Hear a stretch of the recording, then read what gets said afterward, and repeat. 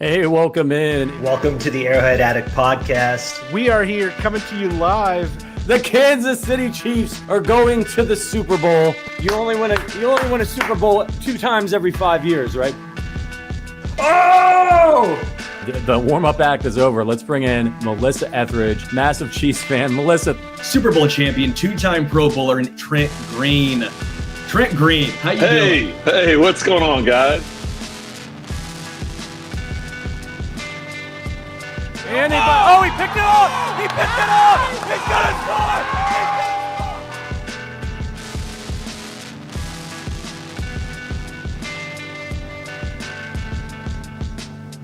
And we'll see you next week. But until then, as always, go Chiefs.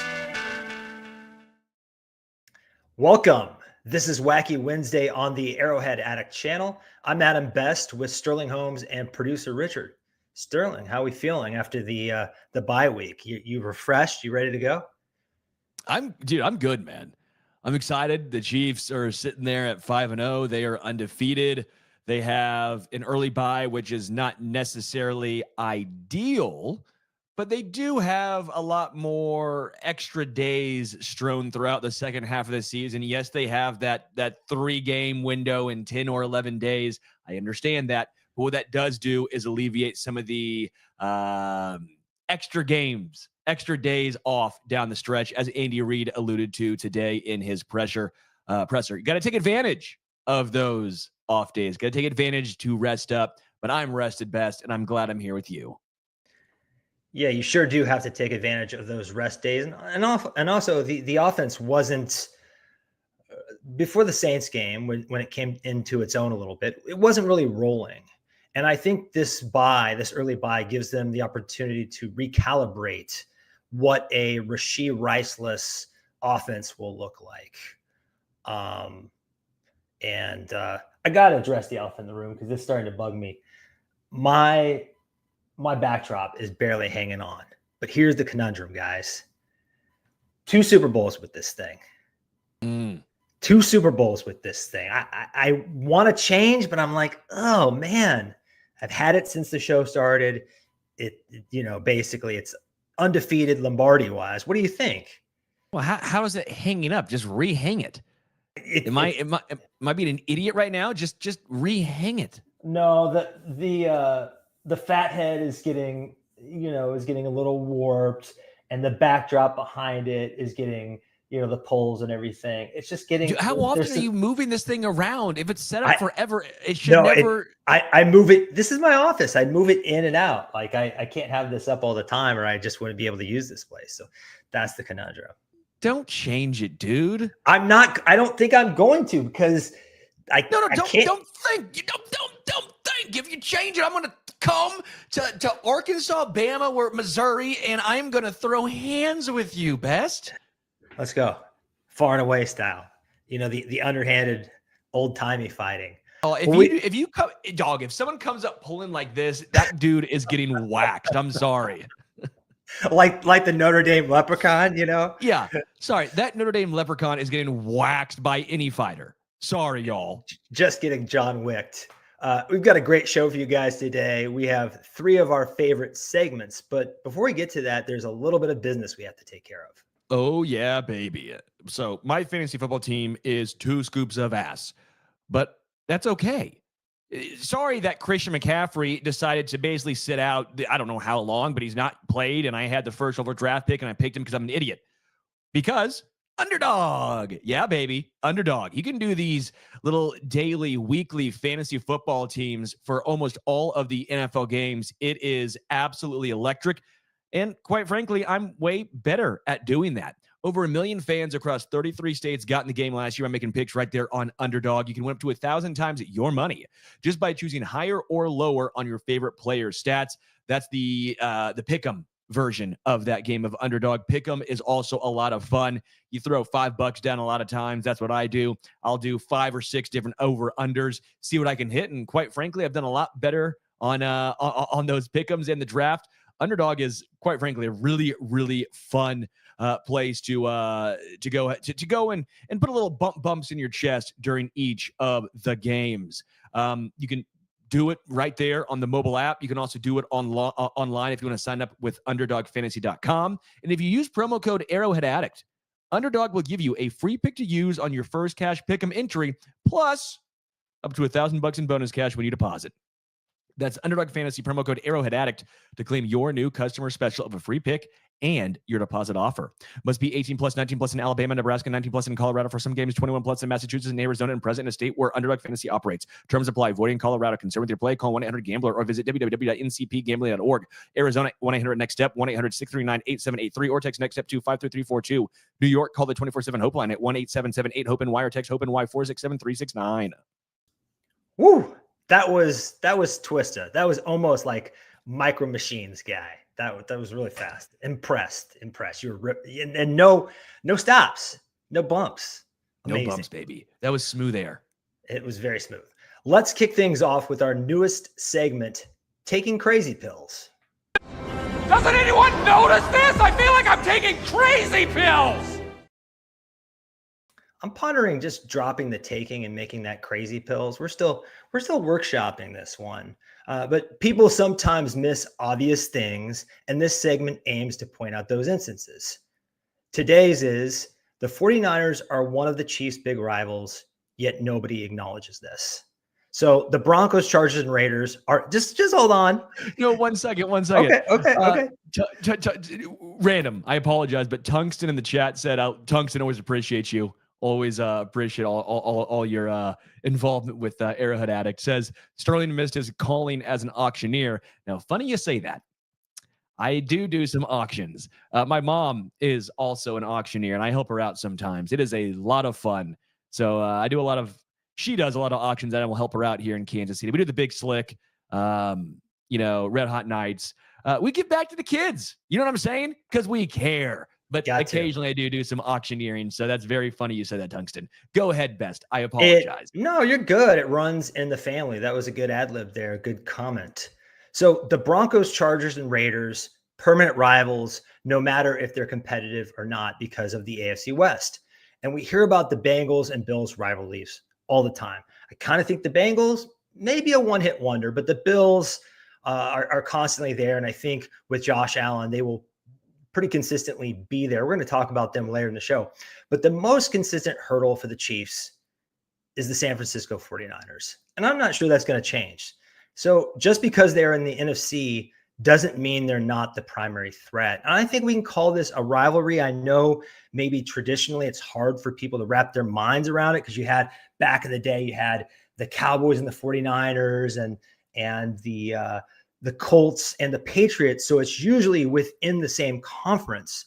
But if the best two teams keep meeting in the Super Bowl year after year, or every other year, whatever it is at this point, we have to consider this a rivalry. Yes, I'm with you that it's a rivalry. Okay, I'm with you there. But the reason why it's hard is because it doesn't really matter in the regular season. Right? Like, it doesn't matter. Whoever wins this game, you're not really getting a big advantage. I mean, it's an NFC versus AFC, so there's no real gamesmanship on the line. There's not a huge difference in as far as the standings are concerned. It's hard because I do think you're right in the fact that it's the best team in the AFC versus the best team in the NFC. I'm with you there. There's no argument. So that's why I do think it is a rivalry. But I think it's really hard for it to be considered on the likes of the Bills, right? The AFC West, because, and even the Chargers, I don't really throw in there. The Broncos, the Raiders, just history speaking, right? Sure. But I am with you that this is a rivalry. And I actually like what Phantom said. There's always been that relationship ever since Montana came to KC, right? There's always been a little bit of that initial, that kind of started it right there in the 90s. So yeah, Best, I'm with you. It's a rivalry, but I'm not ready to put it above the Bills, the Raiders, or the Broncos. Yeah, let's just throw it for consideration. That is an interesting comment because it did start with Montana, these two teams, these two franchises being interconnected. And then, of course, you have Steve Bono, you have Elvis Gerbach, you have Alex Smith. I thought every quarterback for the rest of my life might be from the 49ers. I guess we had Trent Green trying to breaking that up a little bit.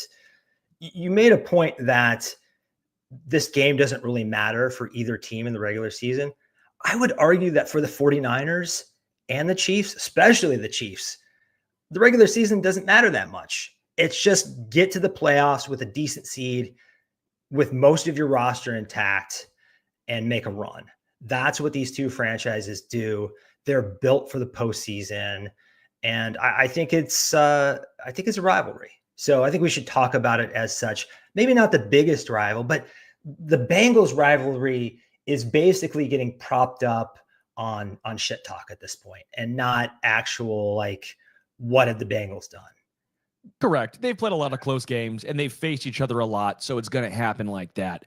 And fair or not, you and I both agree, it's basically more or less based on smack talk and one victory in the playoffs. That's propping the Bills or the Bengals up, I should say. But again, that was the one team that's beaten the Chiefs in the playoffs that was not named Tom Brady. So it's, again, I think it's silly, but I get I get what the media does, because the media has to try and force some sort of narrative, and they smack talk. So it's going to happen. In fairness, the Bills have not beat the Chiefs in the playoffs, and neither have the 49ers. So, but only those Tom Brady teams have. And I hate the framing of that. It just irks me so bad, because look at who Tom Brady was throwing to. My God, look what Baker Mayfield is doing with Chris Godwin and Mike Evans. He's just terrorizing the league. Two just elite, tippy top of the elite receivers when they're both healthy. Side tangent. Just had to go there, because maybe the first time, but even the first time, it was a lot of great defense. If you remember that first half in the, I know where you're going, and I will say this: I never take away from what someone did to win a Super Bowl, because it's so damn hard to win a Super Bowl, and I never like it when anyone just credits Mahomes for having Tyreek and Kelce. Well, now you can't, because he's won without Tyreek. But now that the Chiefs defense is getting better, I hate people saying, well, Mahomes won because of the Chiefs defense. No. Come on now. It helps. Don't get me wrong. But at the end of the goal, I don't like to discredit anyone, because then, in 20 years, someone will turn around when all they have is the numbers in front and they didn't live through it, and they'll try and discredit Mahomes. I ain't going to stand for that. Yeah, but what I really hate is framing it like it's tennis, because Patrick Mahomes and Tom Brady never shared the field at the same time. It wasn't Patrick Mahomes that jumped off side or didn't get the ball any in the first half, or had that phantom pass interference, or didn't get he didn't get the ball in overtime. So when you talk about it like Brady beat Mahomes, wins aren't really a quarterback stat. Mm-hmm. I don't know. Sure. So we're officially calling this a rivalry, right? Yeah, I'm on board, baby. I'm with you. Well, let me clear my throat real quick before we get into.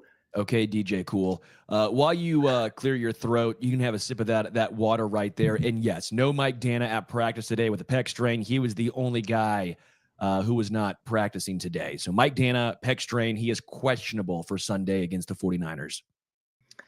And let me clear my throat. That was a nod to Arrowhead. So well played there. It's the return of Hot Take Kingdom. And this week's Hot Take Kingdom is, it's wishful thinking to bet on JuJu Smith-Schuster's body holding up as the entire Rashee Rice injury fix. Welcome to the kingdom.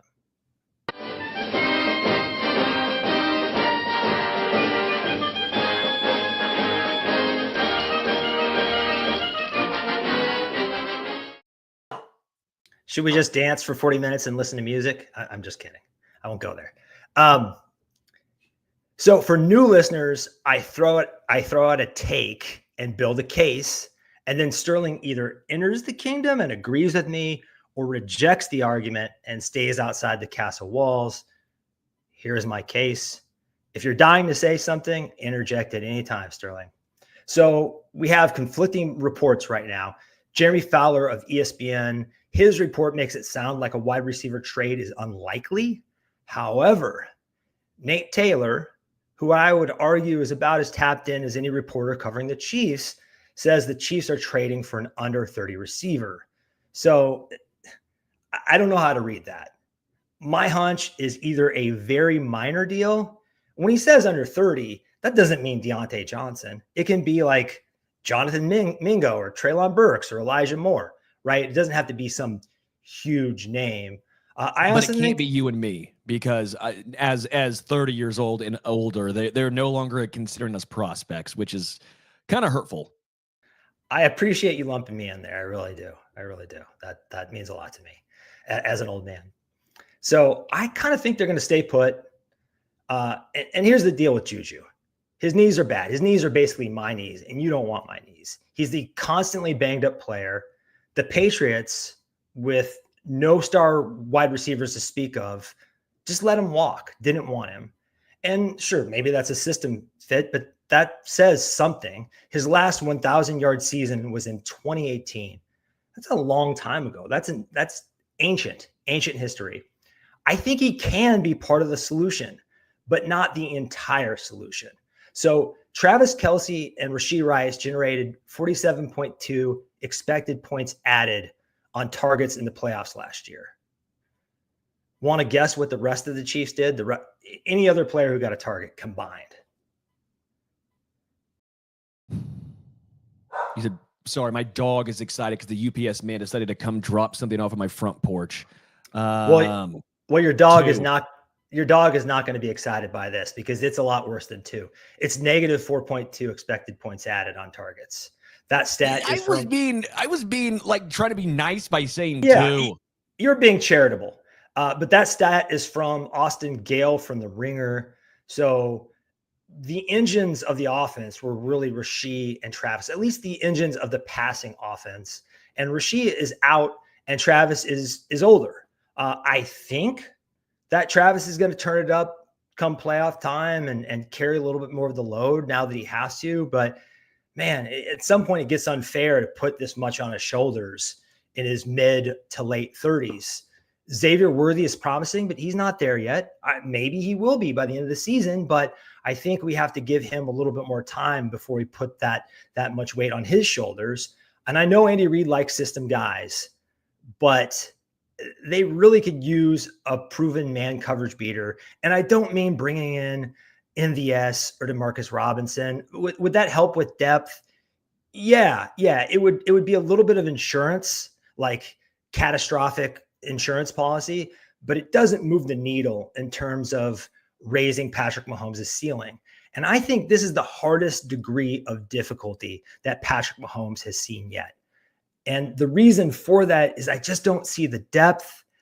Travis Kelce is older. I don't really like what's happening at left tackle, even if Wanya Morris has looked better than Kingsley Suamataia. And it does seem like Wanya Morris is improving week to week. This is just shaping up to be a really, really rough path. And my thing to the Chiefs is there's no rule that you have to take the hardest, toughest path to the Lombardi. There's no rule that says that stipulates that. And I know you're looking to the future and you want to keep the cap clean and you want to keep all that draft capital because you think you draft better than everybody else. And at times you do, as long as it's not in the first round. But it's just shaping up to be a really hard path. And I'm going to knock on wood before I say this, because a lot of people are like, well, defense wins championships and the Chiefs have a dominant defense. Their defense orbits around one son, and that son is Chris Jones. He makes everybody on the defense better. Without him, the defensive line would be in serious, serious trouble. Now, maybe Charles Omenihu coming back changes that. And again, knock on wood. I don't think I'm jinxing it. I don't think I have that power, but I just think like, geez, if the defense took a step back for that reason or any reason, man, we're putting a lot on Mahomes and maybe even lowering his ceiling for the near future, just because he's in such a suboptimal situation compared. I mean, look at what the Jets and the Bills just did for their quarterbacks. So Sterling, you've heard me rant. Are you coming into the castle or are you staying outside? I think staying outside. I think there's a slight overreaction. I really do. Davante Adams was never going to be in the equation because of the monetary. Not even the count that it was the Raiders and all that stuff, but the fact of the money. The Jets paid for all of it, right? So the Chiefs, they have that third rounder even from the Titans. That wasn't going to be enough because the Chiefs would have had to have the Raiders take on the entire contract almost of Davante Adams. That was never that's a non-starter. So we can leave that one at the door. The Amari Cooper one, though, I think is a legitimate gripe if you are a Chiefs fan. Now, how you view it is completely up to you. I like to tell people all the time, I will never tell you how to fan. But that one was a legit possibility, right? They could have used that Titans third rounder. They probably could have used their own third rounder because they didn't have to give up a sixth for a seventh, right? So they may have even been able to give up their own third rounder to get Amari Cooper, who was on a $1.2-ish million cap hit. The Bills, for example, were 30th in salary cap going into that trade. So let's be real now. The Chiefs could have afforded Amari Cooper as well. That's the one name that I think we could have looked at and said, that was easy. The Browns actually did all the heavy lifting. The Browns had already made that a big bonus, a signing bonus up front, so that way he was a very tradable asset. That's the one name that I think that fans could feel some type of way. Now, we will never know how aggressive the Chiefs truthfully were in going after Amari. Maybe they were in on that, and maybe the Browns said, nah, screw it, we're still going to send him to the Bills. Maybe the Chiefs were in, but maybe it was only for a fourth, right? We won't be privy to that knowledge, and it maybe ever, and if not, it's going to be for a while. But that Fowler report indicated that they haven't been very active lately, as of late, up till now. So I don't know if they even called about him. And I get it, but what I'm looking at right here is the Chiefs averaged 5.6 yards per play last year. Do you want to take a guess on how many yards per play they average this season? Probably 6, 5. I don't know. 5.6 is the exact same. I think you're looking at who the Chiefs are. This is kind of what I did with Briscoe yesterday. This was kind of our main talking point is this is who the Chiefs are. This is who they've been over the past year and a half now. Expecting a whole bunch of change, I don't think is in the cards. I'm not saying it's the right move. I'm also saying they've won back-to-back Super Bowls. I'm also saying last year was very, very similar. I think the Chiefs are playing too conservatively with some of their draft picks, and maybe that changes. But when you brought in a third rounder for the L'Jarius Sneed trade, and you've seen how good Jalen Watson's been, and you've seen, quite frankly, a lot of how poorly L'Jarius Sneed has played for the Titans, you won that trade, at least so far. You have won that trade. Why not spend that third rounder on a wide receiver? Why not do that? You have extra capital right now. Again, Amari Cooper's now off the table. Maybe it's Deontay Johnson, but with Deontay, even the Panthers will have to take on some of that contract because the Chiefs don't have the salary cap for it. So Amari was the easy one. Now things actually get more difficult when it comes to trading for a receiver. I'm with you. I don't know if you want to count on JuJu the entire season based on health. I think he can do it because I think that role, he fits here in KC. He didn't fit in New England. He did not fit in New England at all. He fits here in KC, and Andy Reid talked about it. The guy opposite Travis Kelce, which is JuJu, very important, a very intellectual role. JuJu fits that. But they do need someone else. And I don't want to take a shot at MVS because I really do appreciate what he did for Kansas City. Playoff MVS was a real thing. But you're right. I don't know how much he moves the needle as far as making this offense better. How much does he move the needle versus even a Justin Watson? I think I trust Justin Watson more. Does he move the needle over a McCole Hardman? Because that's what we're really talking about. Because McCole and Sky Moore, they didn't really play. It was, the balloons. It was 4 tight ends. Jody Fortson was getting more run on the offense than either of those 4th or 5th wide receivers. So we'll see. Oh, at least last year this time, you could say, well, maybe McColl comes back into Kansas City and finds it again. We were still holding out hope for Sky Moore and Kadarius Toney. Kadarius Toney's gone. Sky Moore might as well be.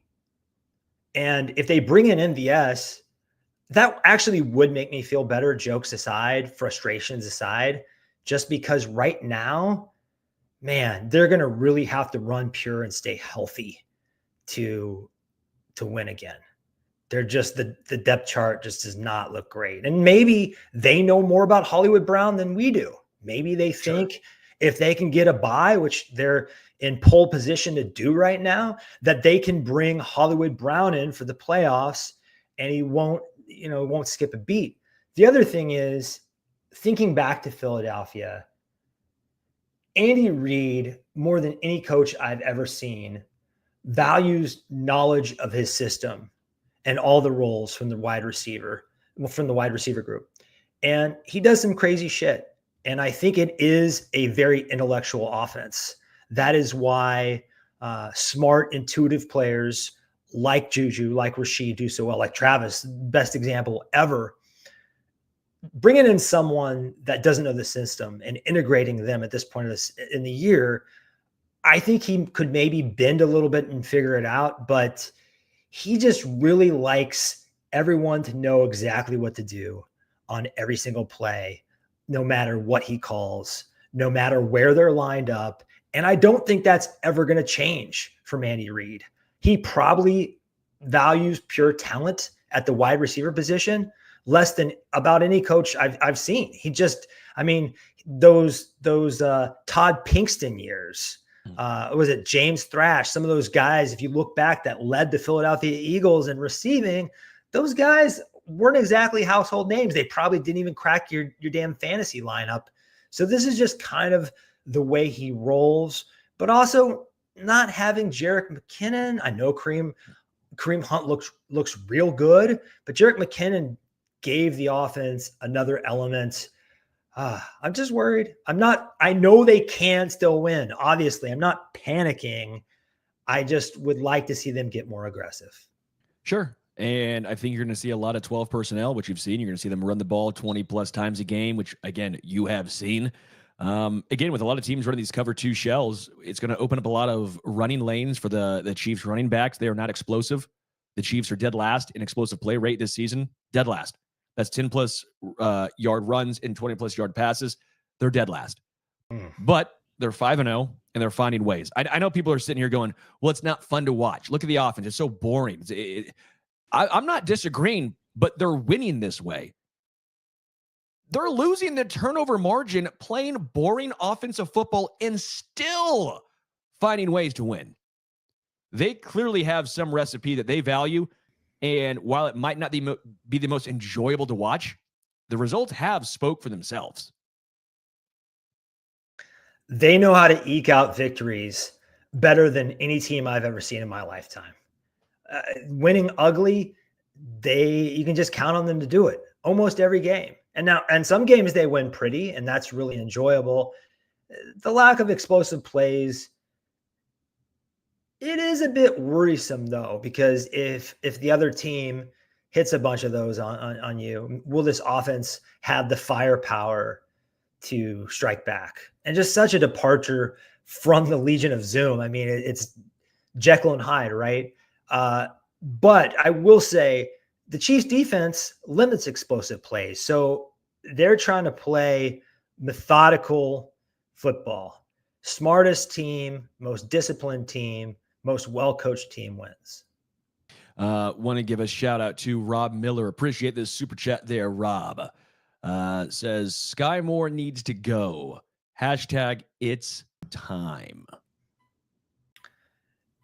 Not only for the Chiefs, I think it would be a change of scenery would be good for Sky Moore. What's being in Kansas City doing for him at this point? I just don't think he's going to regain his confidence and find this new version of him that works in the NFL in Kansas City. Yeah. I think a change of scenery is what Sky Moore needs. Not much more to say about that. So let's get into our final segment, a little game we call the KC stock market. For lack of a better word, is good. Fugazi, fugazi, it's a wazi, it's a woozy, it's a fairy dust. Tell me the difference between stupid and illegal, and I'll have my wife's brother arrested. First up, even at home, the 49ers can't beat the Chiefs without Christian McCaffrey. Pump or dump? Oh, pump. McCaffrey or not, doesn't matter.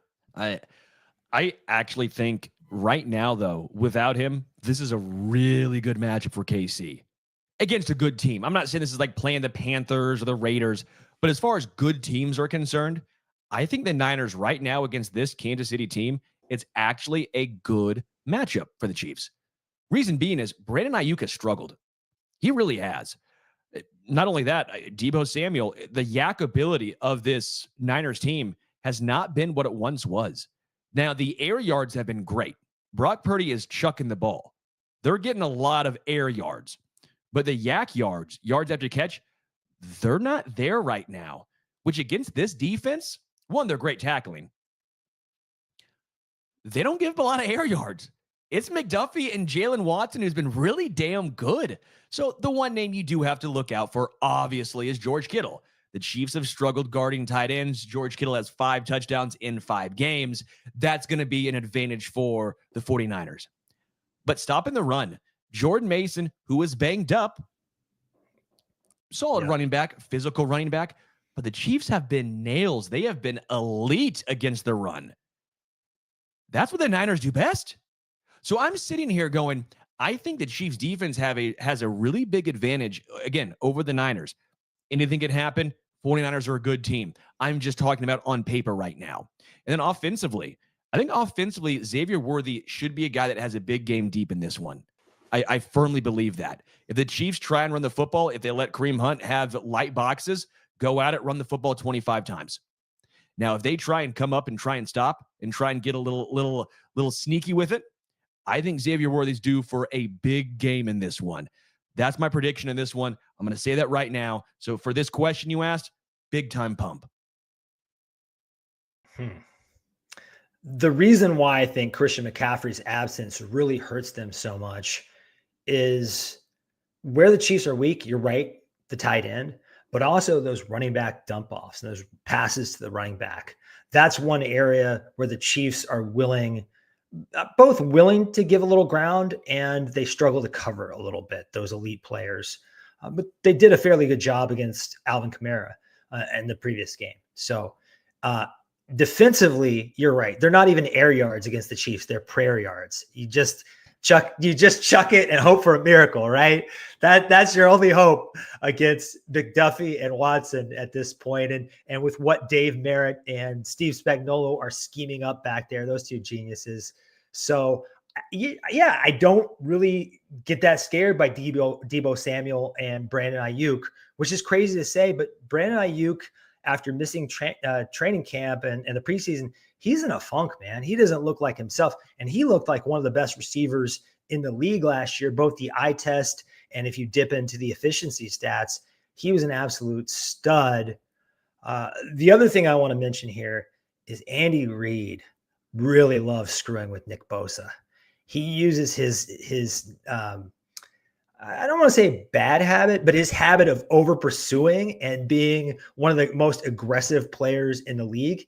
He uses that against Nick Bosa in a really masterful way. You saw it in the Super Bowl. You especially saw it 2 seasons ago in the regular season. So I think that's going to play a role in this matchup again. Yeah, they typically always piss him off. Bosa always ends up getting so mad because they take him out of every single play. They run against him, run away from him. They do everything, and he ends up getting mad. Watch that matchup on Sunday because it's always enjoyable. All right, next one, pump or dump. The Amari Cooper trade dramatically raises the Buffalo Bills playoff ceiling. Pump or dump?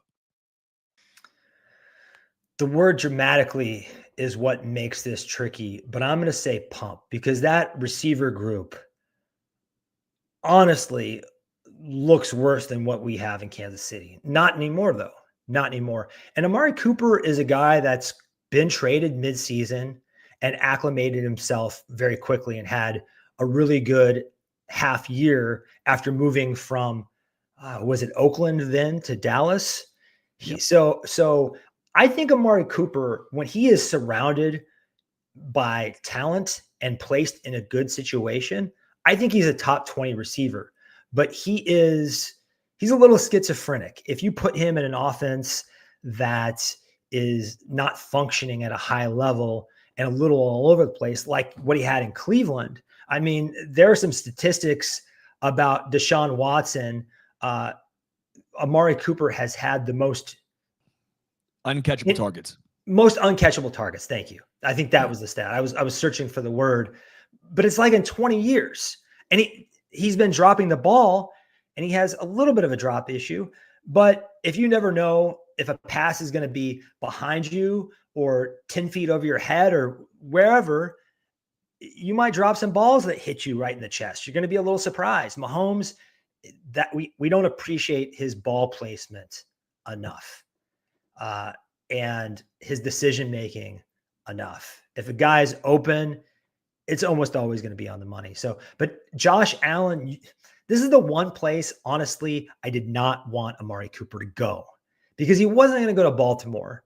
And I really wanted him in the NFC, but giving him to Josh Allen so he has that kind of Steph Diggs player again to get that passing game back to where it was, because it's looked a little rough. They're running the ball more than any team in the NFL. I'm like, who the hell are these Buffalo Bills? But I think this can make their offense more balanced and help them sustain drives a little bit better, and also give them some explosive plays perhaps. But they're kind of in the same boat as the Chiefs, where they know the league is doing this too high stuff.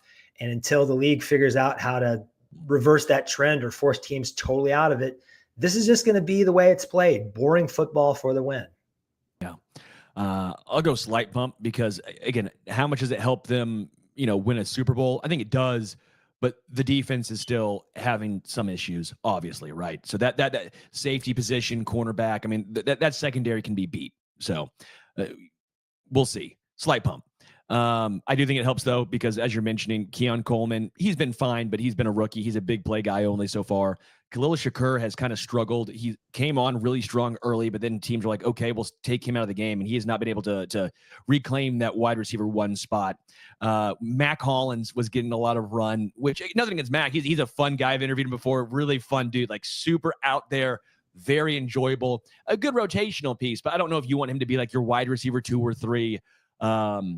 Dalton Kincaid's great. Tight end, he's awesome. But I think this does help the Bills offense. Even if they still stick with the run, this should at least get some more one-on-ones, should help out. Maybe you get some lighter boxes. Josh Allen will throw some more of those 50-50 balls than Mahomes does, and Amari Cooper can win those 50-50 balls. So, yeah, I think it does help the Bills a good amount. If you are a Bills fan, you would be excited. Just how if you were a Chiefs fan and Amari Cooper came here, you would be excited as well. Oh, we'd be hanging the damn banners, But, yeah, you mentioned Mac Hollins, and you're right. He's a pro. There's a reason he's stuck in the league. However, when he's the guy that Josh Allen has to look to downfield on third down, that's just not going to cut it. That's not going to cut it for a Super Bowl contender. So this gives, in my estimation, the second best quarterback in the league a borderline real wide receiver 1. Next up, Charles Omenihu, who's really been hinting at his return on social media, will be the Chiefs' most effective edge come playoff time. Pump or dump? It's a good one. It's a great question. He has been very active on the X. He's been a little wild on there, to put it mildly. I don't even know who called him out. Who's out here being like, I don't believe in you, Charles? Who's saying that? I have zero idea. Hey, but if it's motivating his comeback, I mean, please keep doing it. Yeah, I don't know who's just like tagging him and be like, I don't believe in you. But apparently someone is, because he keeps talking about it. I think we all believe in Charles Omenihu when he comes back. I might still say Karlaftis, so this might be a slight dump, but I do think he is a big elevator for the Chiefs defensive line. I think Karlaftis will figure it out and put in a good performance this season overall. but I do think Charles will be a big upgrade over Mike Dana. Mike Dana has really struggled this year, and he's been a floor guy to begin with. He's not necessarily a massive needle mover. Charles can be. I know a lot of people will point to what he did last season when he came back halfway through. The difference was he wasn't coming off of a major injury. I'm not necessarily doubting he can't be an impactful player, but to say it's just like apples to apples last year versus this year, I think you're being disingenuous. I think Karlaftis will still be the best edge and the biggest impact at edge. Anyone on the defensive line not named Chris Jones. But I do think Charles will be a huge impact player, maybe the third guy. And imagine Charles, Karlaftis, Jones, Turk. That makes your defensive line feel pretty darn good. It really does. And I think the phrasing here, which this is what I intentionally wanted, it makes it difficult to parse. If it was just like pass rusher, I'd feel a little bit more comfortable. But still, you think about Charles Omenihu. He is the opposite of George Karlaftis. George Karlaftis is crazy consistent. He hustles as hard as any player in the league, has a lot of power, great against the run, but he wins late. He typically wins late. Charles Omenihu is a blow shit up early kind of player because he's an explosive athlete. He's twitchy for a big man.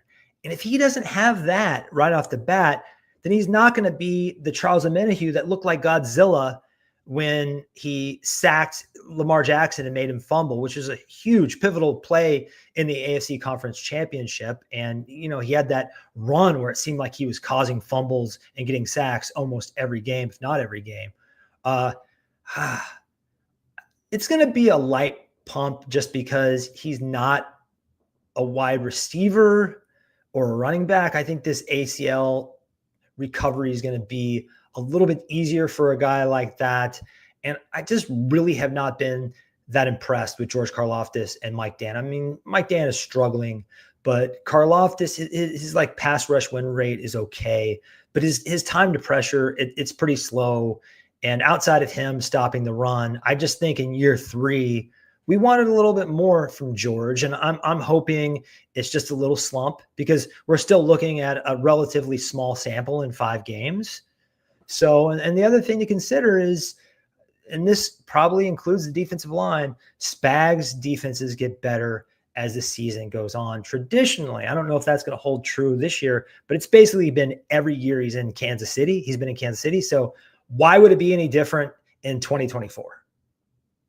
I'm with you. My dog's mad too because now my wife just got home. So two cars driving in, and he is really intense about this.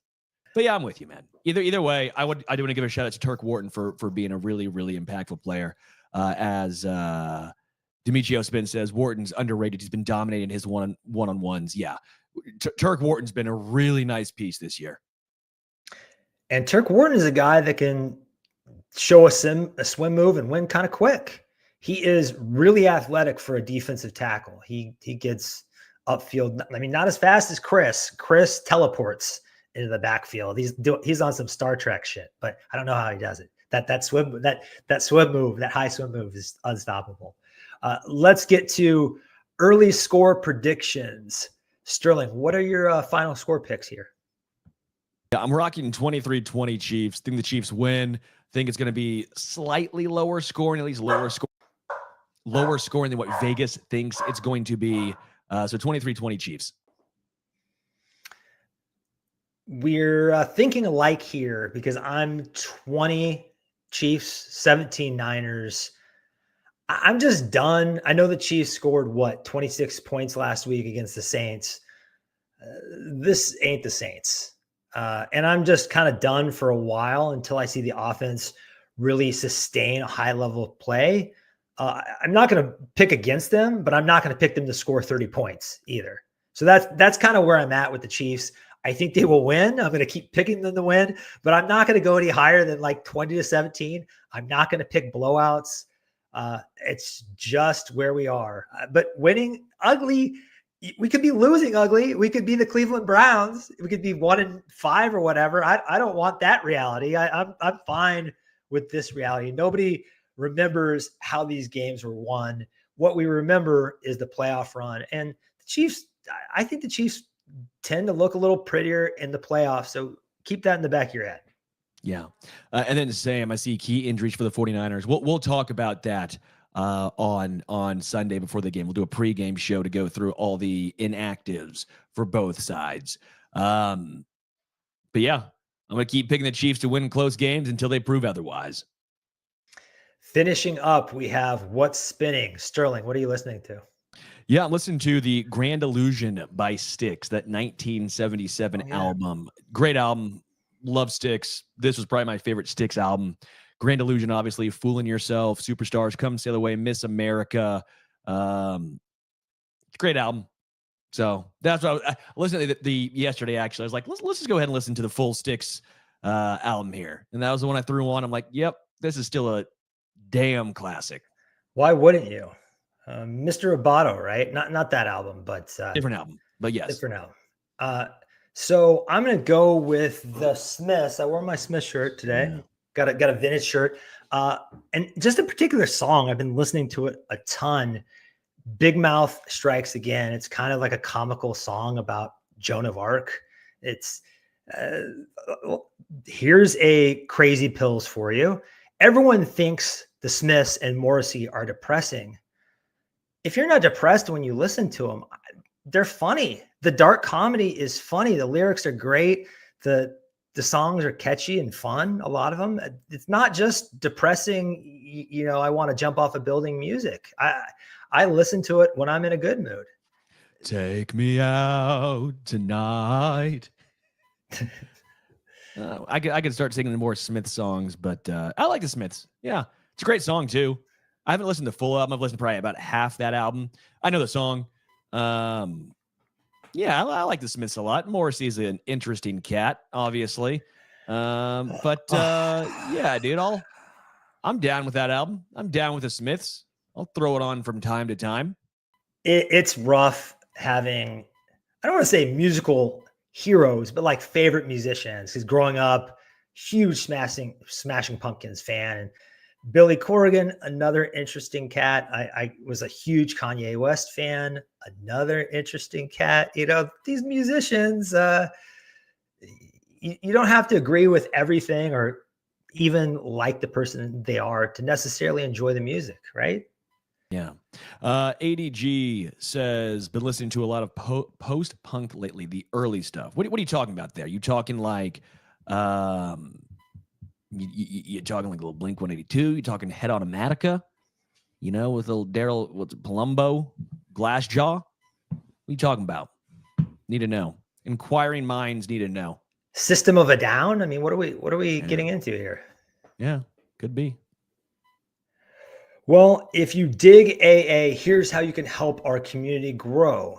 First off, subscribe to our YouTube channel. If you're watching this here, or you stumble upon this video on YouTube, make sure to do that. We're bringing you content almost every day at this point during the season. So we will keep you up to date and satisfy that Chiefs fix.